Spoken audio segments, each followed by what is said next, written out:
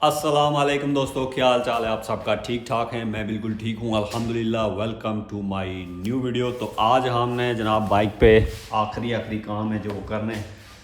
तो जैसा कि आपको पता है पिछला टॉप बॉक्स टूट गया था, वो आप देख रहे हैं आपके वो लगा हुआ है, तो उसको मैं जोड़ चुका हूँ।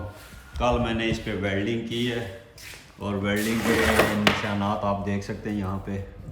तो पिछली बार जब मैंने वेल्डिंग की थी तो मेरी आंखें 3 दिन ख़राब रही थी, बहुत बंद हो गई थी, खुल ही नहीं रही थी, बिना ग्लासेस के वेल्ड किया था। मगर इस बार मैंने किया है कि प्रॉपर ग्लासेस लगा के एक भी बार उसको देखा नहीं है, तो मेरी आंखें बची रही।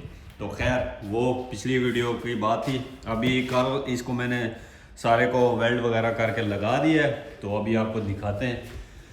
देख रहे हैं बिल्कुल वापस से ब्रांड न्यू हो गया। यहाँ से टूट गया था, ये जो इसकी साइड थी बहुत पतली थी, अभी भी उतनी मोटी नहीं है, मगर अभी गुजारा कर जाएगी। कुछ टाइम चलाते हैं, देखते हैं, नहीं तो फिर इसके साथ कुछ एक्स्ट्रा चीज़ लगानी पड़ेगी इधर।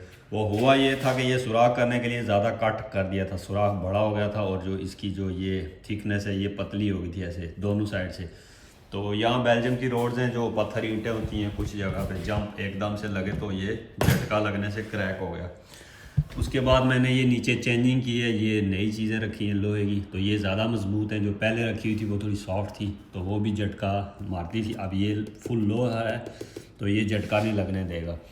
और अभी ये भी मैंने रीसेट किया दोबारा से। इसकी जो ये चीज़ें ये मैंने ज़्यादा मजबूत, पहले एक एक लगाई थी, अभी दो दो, एक इस साइड से एक उस साइड से क्रॉस करके, तो अब ये उससे भी ज़्यादा मजबूत हो गया, पहले से भी ज़्यादा।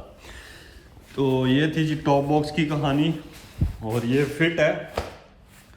इसके अलावा मैंने क्या किया है गैराज में वो आपको दिखा देता हूँ। ये मैंने आपको बताया नहीं है, तो यहाँ पे मैंने काफ़ी चेंजिंग की है। ये सारा कुछ आप देख रहे हैं। ये एक अलमारी थी पुरानी टूटी हुई घर में, बड़े साइज़ की, तो उसको काट के वो इतनी ऊंची और इतनी बड़ी अलमारी थी, मगर उसके सिर्फ फट्टे थे मेरे पास, अलमारी के बाकी चीज़ें फेंक दी गई थी, तो उनके साथ मैंने इसको बनाया है। ये चेक करें, ये सारी चीज़ें मैंने खुद कट की हैं। इसके दरवाज़े का साइज़ खुद कट किया है। ये चीज़ें मेरे पास पुरानी पड़ी थी अंदर, वो रीयूज़ की हैं। ये मैं इस अलमारी के वाली जो थी वो नहीं थी, तो ये समझ लें मैंने पुराने स्क्रैप से इस सारी को वापस बनाया है। ये सिर्फ फट्टे थे मेरे पास, तो ये मैंने रीयूज़ किए हैं। घर में पड़े हुए थे पुराने, जैसा कि आपको पता है मेरे उधर सामान पड़ा रहता है डब्बों में। ये वो मिस्त्री हूँ इंजीनियर समझ लें, मिस्त्री या कारपेंटर, तो मैं अक्सर वहाँ पे चीज़ें ये देख रहे हैं आप रखे रखता हूँ साथ। ये देख सकते हैं आप, यही चीज़ें मैं रीयूज़ करके इनको दोबारा से काम में लाता हूँ। और ये मेरी टूल किट्स की पूरी अब सेटअप देखें, इनको बॉक्सेस में शिफ्ट किया, और ये सारी मशीनें इसमें।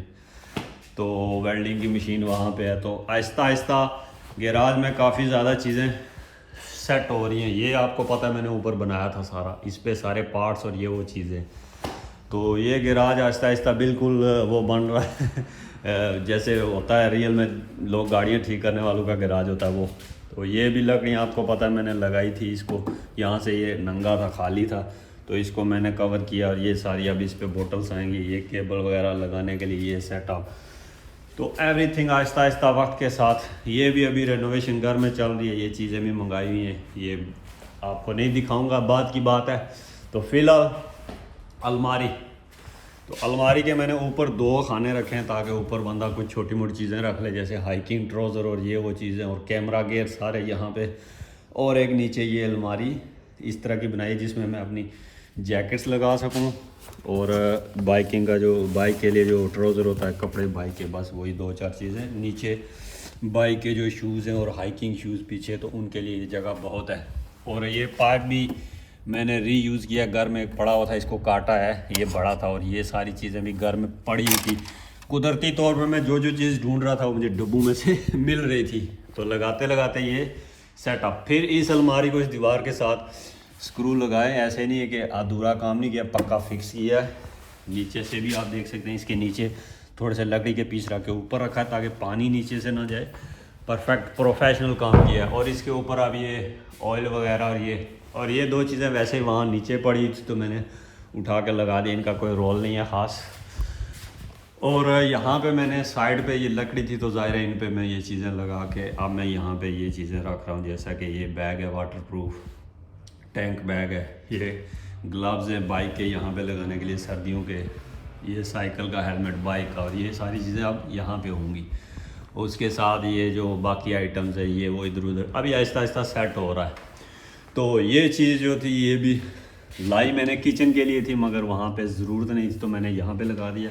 अब इस पे सारा इंजन ऑयल और ये वो सारी चीज़ें, तो आहिस्ता आहिस्ता इधर बहुत सारी चीज़ें ऐड होती जाएंगी। बिल्कुल साथ साथ आप देखते रहेंगे, आपको मैं दिखाता हूँ इसलिए कि देखें क्या चेंजिंग हो रही है, इससे कहाँ से ज़ीरो से शुरू हुई है ये चीज़ और कहाँ तक जा रही है। आहिस्ता आहिस्ता काम बढ़ता जा रहा है, हर रोज़ नए टूल्स इंटर हो रहे हैं इस गैराज में, हर कुछ ना कुछ नया हो रहा है, नया आ रहा है, तो वो मैं साथ साथ दिखाऊंगा। और ये भी लाइट भी ऐड की है, और ये बिजली की तार भी वहाँ से यहाँ लाई है ताकि चार्जिंग वगैरह ये वो यहाँ पे नहीं था, तो ये सारा सेटअप। और अब चलते हैं इम्पोर्टेंट चीज़ की तरफ। तो बाइक में जो मैंने इंस्टॉल किया है ये कोसो का डिजिटल मीटर है, ये मैंने नई वीडियो बनाई है क्योंकि ये 2 दिन में लगा है। तो इसको लगाने का मकसद ये है कि इंजन की जो हीट होती है वो आपको यहाँ पे शो होगी, लाइक कूलेंट। ये जो कूलेंट है, ये जो इसका पानी होता है इसको ठंडा करता है, उसकी जो है ना हीट यहाँ पे शो होगी, उसका टेम्परेचर यहाँ पे शो होगा मुझे, जिससे मुझे पता चलता रहेगा कि इंजन के अंदर क्या कंडीशन है, कितनी गर्मी चल रही है, क्या मामलात हैं, कब इसको रेस्ट देनी चाहिए, कब इसको ठंडा करना चाहिए। तो ये सारी चीज़ें, तो इसको लगाने के लिए काफ़ी प्रॉब्लम हुई है। इसका ये जो कूलेंट का पाइप है जो कि पानी यहाँ से निकाल के मतलब इंजन में यहाँ से ठंडा करने के बाद पानी को इंजन में लेके जाता है, उसमें लगा है। वैसे मुझे इसको दूसरी साइड लगाना चाहिए था जहाँ से इंजन से कूलेंट निकलता है और रेडिएटर में जाता है। तो यहाँ से इंजन से कूलेंट निकलता है और रेडिएटर में जाता है, तो इसलिए मुझे इसमें थोड़ा सा प्रॉब्लम लग रहा था कि ये बहुत तंग जगह है और यहाँ पे काटूँ तो पाइप आगे ही छोटा है और ख़राब हो जाएगा। तो ये ज़्यादा डिफ़िकल्ट पार्ट था, मैंने कहा इसकी तो ज़रूरत नहीं है, इसको छोड़ते हैं। जहाँ से निकल के आ रहा है वहाँ से वो है कि हम नज़र रख लेंगे कि ठीक है, क्योंकि अगर ओवर हीट करेगा तो इंजन की लाइट भी ऑन हो जाएगी, यहाँ पे होती है, तो टेंशन की बात नहीं है। जस्ट आपको बस उस पर नज़र रखने के लिए ये चीज़ चाहिए होती है। तो उसके लिए मैंने इस पाइप को काटा है, ये सीधा पाइप था, बिल्कुल ऐसा जा रहा था, ठीक है। इस पाइप को काटा है, रबड़ का, इसके अंदर ये स्टील का लोहे का इसका जो समझ लें जॉइंट लगाया है। यहाँ दोनों साइड से पतला था, बीच में से ये पाइप है, तो वो एक साइड इस तरफ घुसाई, एक साइड इस तरफ, उसके ऊपर ये 2 चीज़ें लगाई हैं। और ये लगाने का मकसद ये है कि यहाँ से सेंसर लगता है, ये पीछे सेंसर नज़र आ रहा है आपको, ये इसमें लगता है, और जहाँ से पानी उसके साथ टच होता है फिर ये इसकी केबल्स हैं जो कि ऊपर जाके कनेक्ट होती हैं मीटर के साथ। और यहाँ से मैंने इसको अंदर करके कनेक्ट किया हुआ है, बिल्कुल स्विच के साथ कनेक्ट किया है, डायरेक्ट बैटरी के साथ नहीं कनेक्ट किया है क्योंकि फिर प्रॉब्लम होती है। स्विच के साथ करें तो फ़ायदा है, जब ऑन करें तो ऑन हो, बंद करें बंद, बैटरी के साथ करो तो ऑन ही रहता है। तो स्विच के साथ कनेक्ट तो कर दिया, और उसकी वायर को मैंने जो है ना ऊपर टेप वगैरह लगा के, क्योंकि इंजन की हीटिंग होती है, तो इसको मैं बाद में देख लूँगा, मज़ीद सेट कर दूँगा ताकि इंजन की हीट से इसको प्रॉब्लम ना हो।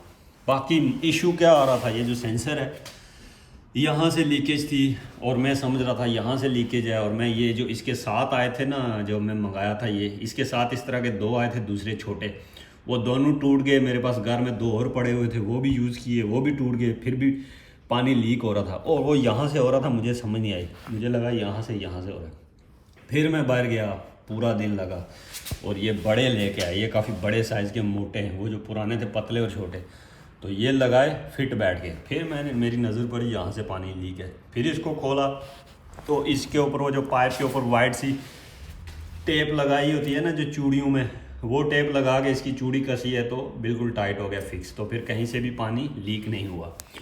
तो ये अभी कोई लीकेज नहीं है, परफेक्ट है, इसलिए मैंने वीडियो नहीं बनाई। ये 2-3 दिनों में हुआ है, एक दिन ये किया है, एक दिन ये केबल वाला, फिर प्रॉब्लम ये हुई है मीटर लगा तो दिया, एक दिन मैं स्विच ऑन करता, जब मैं इसकी ये वाली लाइट ऑन करता तो ये ऑफ़ हो जाते सारे मीटर, ये भी। तो इशू ये था, लोड आ रहा था, फिर मैंने इनको कन्वर्ट किया दूसरे, वो लंबी बात है, वो मैं आपको नहीं समझा सकता।